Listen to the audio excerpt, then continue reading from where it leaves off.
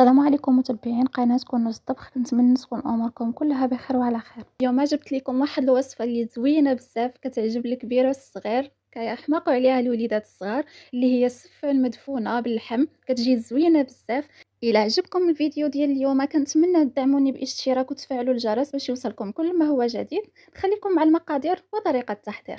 فرجة ممتعة. بالنسبة للتوابل، عندي معلقة كبيرة من المروزية ديال اللحم، عندي معلقة صغيرة من القرفة مطحونة، عندي هنايا تومة بودرة مجففة، عندي معلقة صغيرة من الكركم أو الخرقوم، 3 العويدات ديال القرفة، معلقة صغيرة ديال السمن، الملح على حسب الذوق، نص معلقة صغيرة ديال الابزار، سكينجبير، ورقة الرند والقزبر يابس.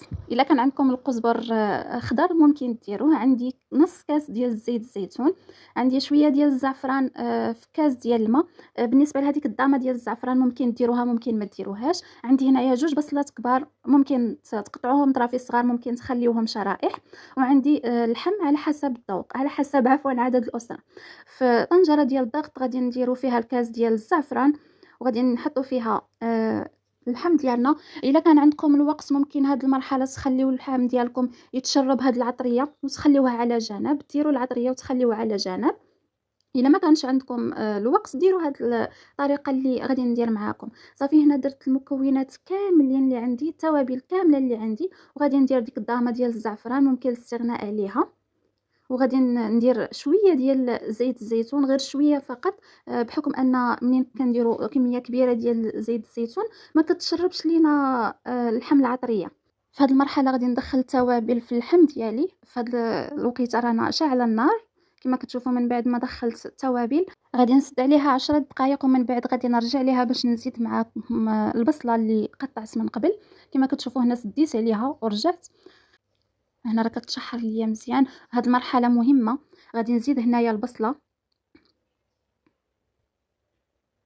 كما قلت لكم البصله ممكن ديروها شرائح اولا ممكن تقطعوها طرافي صغار كما درت انا. غنزيد عليها الكميه اللي بقات من زيت الزيتون، ممكن تخلطوا ما بين زيت الزيتون وزيت المائده. صافي في هذه المرحله غادي نزيد تقريبا كاس مع مرش ديال الماء، وغادي نسد عليها. غادي نخلط المكونات نسجم ليا البصله مع اللحم وغادي نسد عليها. وبالنسبه للنار تكون منخفضه، يعني على نار مهيله فحال الشمعه باش يطيب لكم اللحم على خاطره ويجي فتي. بالنسبه للسفه غادي ندوز باش نحضرها معكم. هنايا عندي 500 غرام ديال السفه، نوعيه تكون مزيانه، حاولوا تاخذوا نوعيه مزيانه وما تكونش مهرسه، يعني تكون صاينه على هذا الشكل كما كتشوفوا.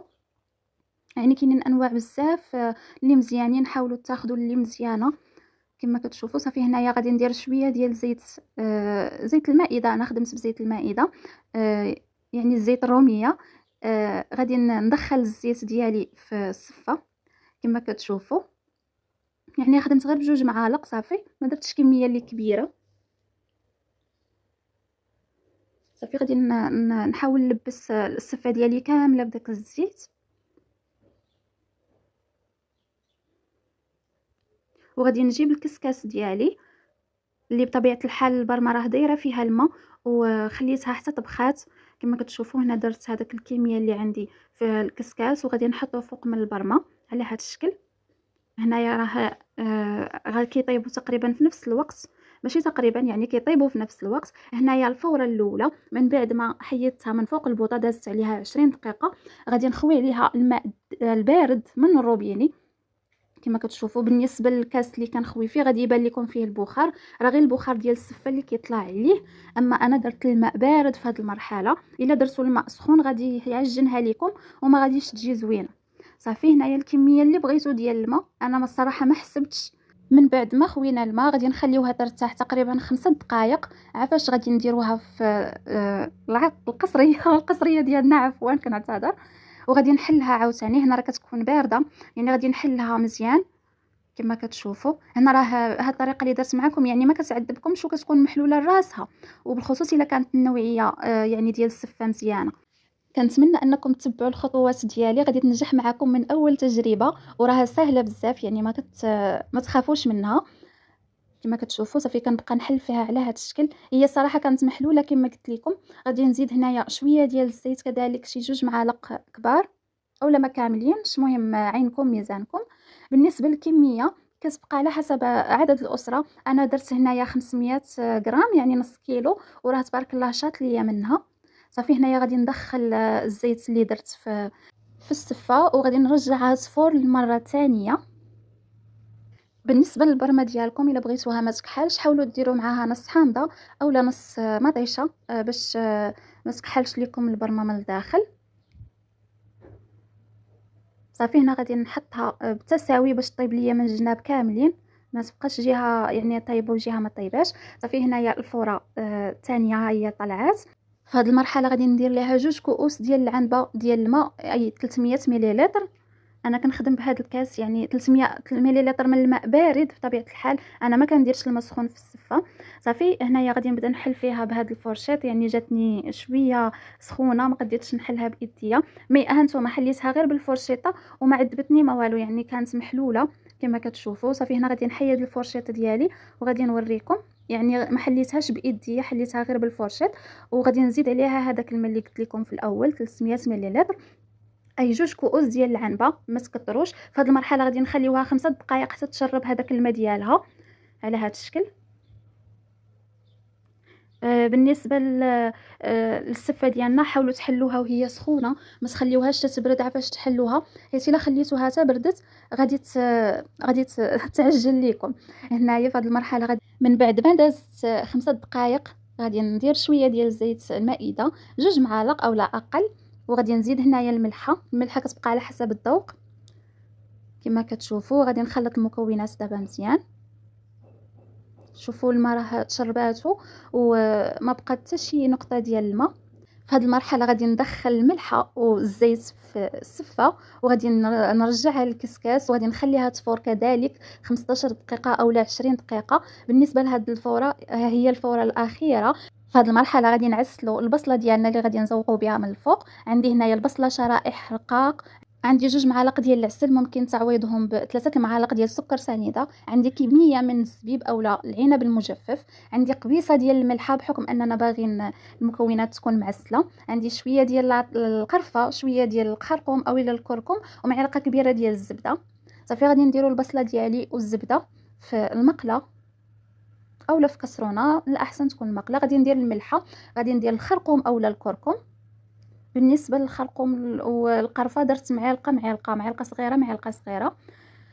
وبالنسبه للماء غادي نزيد 5 او 6 معالق، ما كبيره ما صغيره، انا عندي هاد المعلقه موين، يعني كيبقى تقريبا نزيد ربع كاس ديال الماء بحكم ان البصله كتطلق الماء ديالها، ما تكثروش الماء بزاف عفوا. صافي غادي نخلط المكونات مزيان، غادي نهبط الزبده لتحت باش تذوب ليا كما كتشوفوا هنايا. من بعد ما خلطت المكونات مزيان غادي نخليهم على نار مهيله 10 دقائق وغادي نغطي عليهم غير تذبل ليا البصله، وغادي نزيد عليها المكونات اللي بقاو.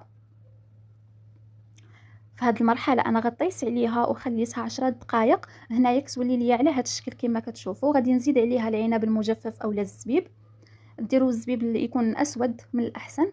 وغادي نزيد عليها العسل، كما قلت لكم ممكن تعويض العسل بسكر سنيده الا ما كانش متوفر عندكم.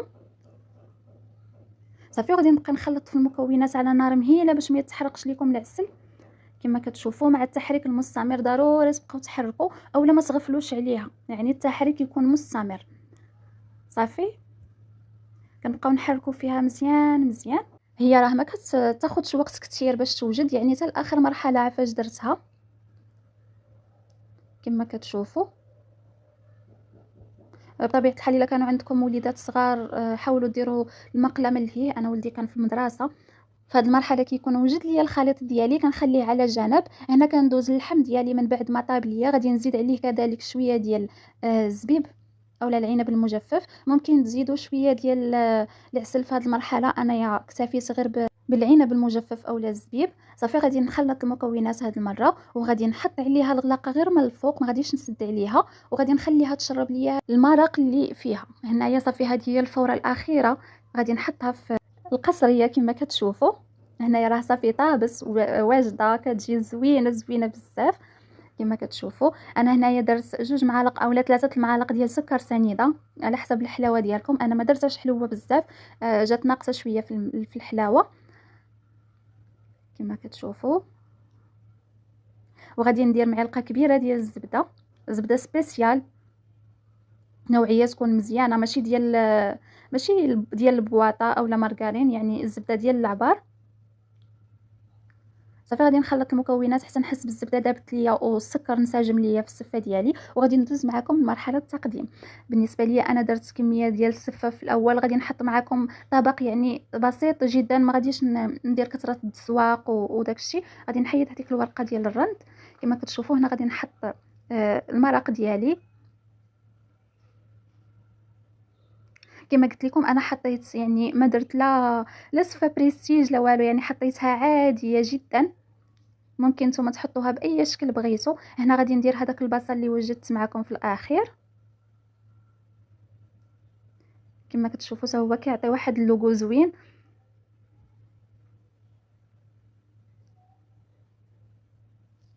صافي غادي نزيد السفه من الفوق. ممكن الا بغيتو ديروا اللحم من الفوق يكون باين، ممكن. انايا فضلت انني نغطيه. صافي هنايا بقات ليا البصله غادي نديرها من الفوق. عرفتي هذا الطبق كيجي رائع، كنتمنى تجربوه. صافي هنايا كتزيين فقط درت شويه ديال البيض سلقته، وغادي ندير شويه ديال القرفه من الجناب، يعني الطريقه الاعتياديه اللي موالفين كنديروا. وهنايا درت شويه ديال اللوز من الفوق. شو ولدي هنايا شنو دار لي، راه كان جا من المدرسه عزيزه عليه السفه بزاف. كاع الدراري تقريبا، الدراري الصغار عزيزه عليهم السفه، كتعجبهم. وحنا الكبار نيت كتعجبنا. رافقتها بشويه ديال السكر ثقيل اولا سكر كلاصي.